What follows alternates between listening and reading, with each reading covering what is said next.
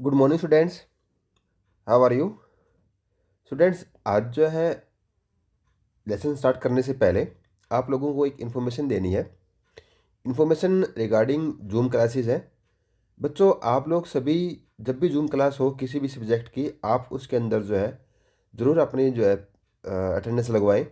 और वो zoom classes जो है ना आपके लिए बहुत ज़रूरी है, आप उनको मिस मत किया करो। जो आपके असेसमेंट के जो नंबर है और जो आपके फाइनल एग्ज़ाम के अंदर जो असेसमेंट के जो नंबर ऐड होंगे, वो उस जूम मीटिंग के अंदर जो बच्चे आ रहे हैं उसके अकॉर्डिंग ही जो है ना उसमें आपके नंबर जो है वो लगाए जाएंगे। तो बच्चों, ये बहुत ज़रूरी है कि आप लोग जो है जूम क्लासेस जो है वो अटेंड करें। और आपका नया टाइम टेबल जो है वो जारी कर चुके हैं कि उस नए टाइम टेबल के अकॉर्डिंग ही जो है ना आपकी जूम क्लासेस जो है वो लगेगी। और सबसे पहले एक बात और बता देता हूँ मैं आप लोगों को कि इस बार जो अपनी जूम क्लास होगी उसके अंदर जो है जो हमारा फर्स्ट लेसन है, हिस्ट्री का जो फर्स्ट लेसन है, उसके बारे में जो है मैं आप लोगों से क्वेश्चनिंग करूँगा। और आप लोग जो है वो लेसन जो है प्रॉपर तरीके से जो है आप अच्छे से उसको याद कर कर जो है ना वो आए।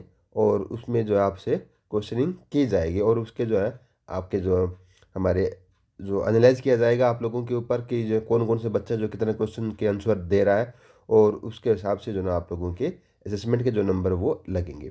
तो फ्रेंड्स, अभी हम अपना जो लेसन जो है वो स्टार्ट करने जा रहे हैं, जिसका नाम है socialism in Europe and the Russian revolution. तो अब हम इस लेसन के बारे में पढ़ेंगे। नंबर 2 जो कि है socialism in Europe and the Russian revolution. तो इस चैप्टर में हम देखेंगे कि यूरोप में सोशलिज्म यानी समाजवाद का उदय किस तरह से हुआ, और उसके बाद हम पढ़ेंगे रशियन रिवॉल्यूशन।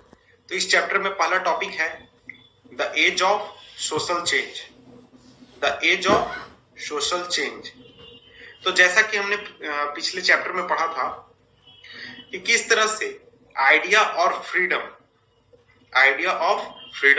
और इक्वालिटी, फ्रीडम और इक्वालिटी का जो पावरफुल आइडिया है वो किस तरह से पूरे यूरोप में सर्कुलेट हुआ था फ्रेंच रिवॉल्यूशन के बाद।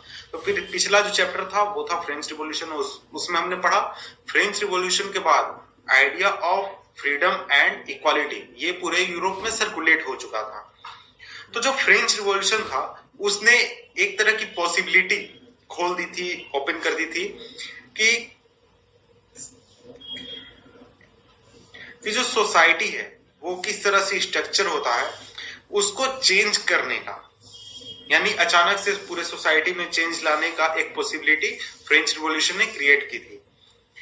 तो जैसा कि आपने पढ़ा है 18th सेंचुरी में या फिर उससे पहले तो जो फ्रेंच सोसाइटी था वो डिवाइडेड था स्टेट्स और ऑर्डर्स में, और उसमें एरिस्टोक्रेसी और चर्च इकोनॉमिक पावर और सोशल पावर को कंट्रोल किया करते थे। लेकिन अचानक जब रिवॉल्यूशन हुआ, फ्रेंच रिवॉल्यूशन, उसके बाद ऐसा लगने लगा कि इन चीजों को बदलना पॉसिबल है। इन ये जो स्टेट था, यानी कि ये जो सोसाइटी स्टेट्स में डिवाइडेड थी और एरिस्टोक्रेसी और चर्च इन चीजों को कंट्रोल कर रहा था, इन्हें बदलना पॉसिबल है। तो इसके बाद वर्ल्ड के बहुत सारे पार्ट्स में इंक्लूडिंग यूरोप और एशिया, इन एरियाज में बहुत सारे आइडियाज आने लगे। इंडिविजुअल राइट्स यानी कि किसी के व्यक्तिगत अधिकारों के किस तरह से बचाया जाए या किस तरह से उसे लागू किया जाए, और जो सोशल पावर है आखिर उसे कंट्रोल कौन करे, इस बात पर भी डिस्कशन शुरू हो चुका था। इंडिया में राजा राम मोहन रॉय और डेरोजियो, तो इन्होंने शुरुआत की फ्रेंच रिवॉल्यूशन के सिग्निफिकेंस के बारे में बात करने की इंडिया के रिस्पेक्ट में। और बहुत सारे दूसरे लोग भी थे जिन्होंने पोस्ट रिवॉल्यूशनरी यूरोप यानी फ्रेंच रिवॉल्यूशन के बाद जो यूरोप के हालात थे उस पर डिबेट करना शुरू किया। तो इसके बाद जो कॉलोनीज थी, जैसे कि इंडिया, जो देश थे जिन्होंने कॉलोनी उपनिवेश बनाकर रखे थे, जैसे ब्रिटेन की कॉलोनी थी इंडिया और फ्रांस के कई सारे कॉलोनीज थे, तो वहां पर जो फ्रेंच रिवॉल्यूशन के बाद जो सोच में बदलाव आया और भी तरह से बदलाव आया, उसने सोसाइटी चेंज के आइडिया को रिशेप किया। तो ऐसा नहीं था कि यूरोप में हर कोई कंप्लीट ट्रांसफॉर्मेशन चाहने लगा था सोसाइटी का। तो इस टॉपिक पर रिस्पॉन्सेज जो थे वो बहुत ज्यादा एक जैसे नहीं थे, वो बहुत अलग अलग थे। तो इसमें कुछ थे जो कि ग्रेजुअल शिफ्ट चाहते थे सोसाइटी के बिहेवियर में या फिर सोसाइटी के रूप में, और कुछ थे जो उसे धीरे धीरे लागू करना चाहते थे। तो ये सोच डिवाइडेड थी कंजर्वेटिव्स में, लिबरल्स और रेडिकल्स में। ये अलग अलग तरह के सोच थे जो जिसको लोग फॉलो किया करते थे। कुछ कुछ लोग कंजर्वेटिव्स को फॉलो किया करते थे, कुछ लिबरल्स थे और कुछ रेडिकल्स थे। तो इनके बारे में आगे के टॉपिक में हम पढ़ेंगे। तब तक आइए यहाँ पर जो कुछ लाइन लिखे गए हैं उसे हम पढ़ लेते हैं। तो आखिर ये शब्द कहते क्या उस समय के अनुरूप। तो इस चैप्टर में हम पढ़ेंगे, ब्रीफली देखेंगे कि पॉलिटिकल ट्रेडिशंस में 19th सेंचुरी में जो चेंज आया और उसने बदलाव को किस तरह से इन्फ्लुएंस किया, और उसके बाद हम जो हिस्टोरिकल इवेंट हुआ रशियन रिवॉल्यूशन, जिसने सोशलिज्म को जन्म दिया और वो एक तरह का बहुत ही सिग्निफिकेंट और पावरफुल आइडिया बन गया सोसाइटी के बदलाव का 20th सेंचुरी में, उसके बारे में भी हम पढ़ेंगे। तो उसके बाद उससे पहले हम पढ़ लेते हैं लिबरल्स, रेडिकल्स और कंजर्वेटिव्स। तो एक ग्रुप था, लोगों का एक ग्रुप जो कि सोसाइटी में बदलाव चाहता था, वो था लिबरल्स।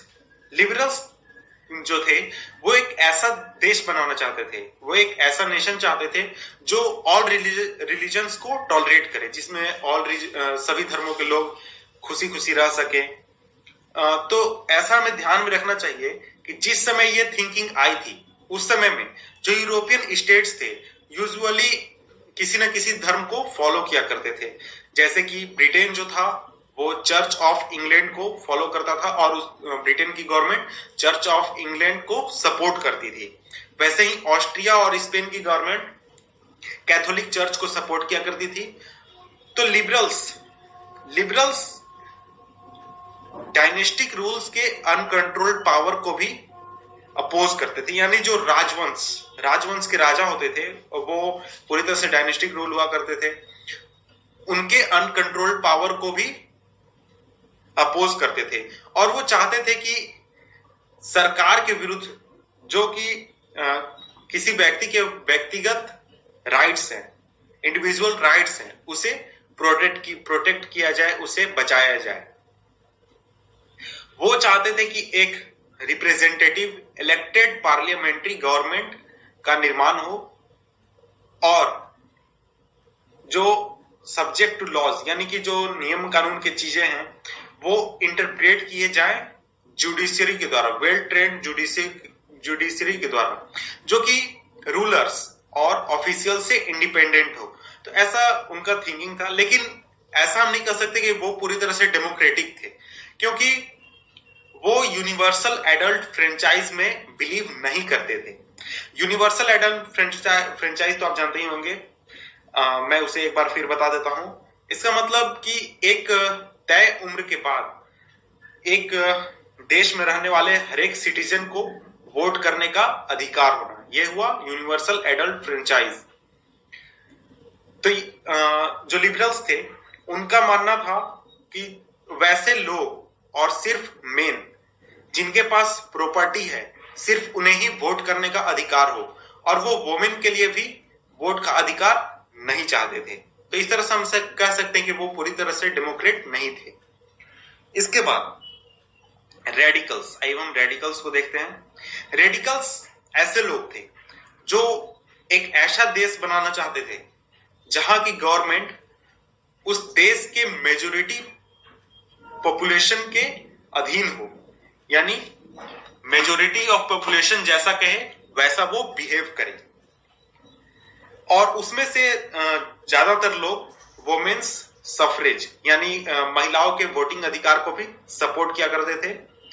और वो लिबरल्स से थोड़ा अलग थे, क्योंकि वो जो ग्रेट लैंड ओनर्स यानी जमींदार, हम कह सकते हैं जमींदार, या फिर फैक्ट्री ओनर्स, जो अमीर फैक्ट्री ओनर्स थे, उनके प्रिविलेजेस को भी अपोज किया करते थे। वो प्राइवेट प्रॉपर्टी के अगेंस्ट में नहीं थे, लेकिन वो कंसेंट्रेशन ऑफ प्रॉपर्टी का विरोध करते थे। यानी ऐसा नहीं कि शहर में सिर्फ एक करोड़पति आदमी है, बाकी सब भूखे मर रहे हैं, वो ऐसा नहीं चाहते थे। और इसके बाद है कंजर्वेटिव्स। कंजर्वेटिव्स वैसे लोग थे जो रेडिकल्स और लिबरल्स दोनों को अपोज करते थे। फ्रेंच रिवॉल्यूशन के बाद जो कंजर्वेटिव्स थे उन्होंने अपने माइंड खोले कि उन्हें भी चेंज की जरूरत है, यानी कि फ्रेंच सोसाइटी में चेंज आना चाहिए या फिर यूरोप में चेंज आना चाहिए। लेकिन 18th सेंचुरी में जो कंजर्वेटिव्स थे वो चेंज के आइडिया को अपोज किया करते थे, क्योंकि कंजर्वेटिव्स वैसे लोग थे जो पुराने सिस्टम को बनाए रखना चाहते थे। तो 19th सेंचुरी आते आते उन्होंने एक्सेप्ट कर लिया कि हाँ, सोसाइटी में कुछ चेंज की जरूरत है, लेकिन वो चाहते थे कि जो पास्ट है उसको रिस्पेक्ट किया जाए और चेंज है उस चेंज को धीरे धीरे लाया जाए, एक बार में चेंज को इंप्लीमेंट ना किया जाए और उसे स्लो प्रोसेस के थ्रू लाया जाए। तो ऐसे बहुत सारे डिफरिंग आइडियाज थे सोसाइटल चेंज के बारे में जो कि क्लैश कर रहे थे सोशल और पॉलिटिकल टर्मोइल के दौरान, जो कि फ्रेंच रिवॉल्यूशन के बाद हुआ था। यानी फ्रेंच रिवॉल्यूशन के बाद जो स्थिति थी पूरे यूरोप में या फिर पूरे वर्ल्ड में सोसाइटल चेंज का एक दौर चला था, उस दौर में डिफरेंट आइडियाज थे, वो आपस में क्लैश कर रहे थे कि किस तरह से सोसाइटल चेंज होना चाहिए।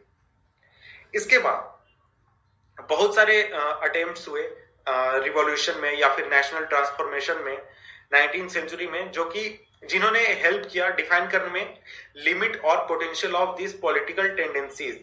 तो 19th सेंचुरी में बहुत सारे ऐसे इवेंट्स हुए जिन्होंने इन तीनों सोचों को, यानी रेडिकल्स, लिबरल्स और कंजर्वेटिव्स, इनके क्या लिमिट्स हैं और क्या पोटेंशियल हैं, इनको डिफाइन करने में हेल्प किया। इसके बाद नेक्स्ट टॉपिक है 1.2 industrial society and social change. इसे हम पढ़ेंगे नेक्स्ट वीडियो में।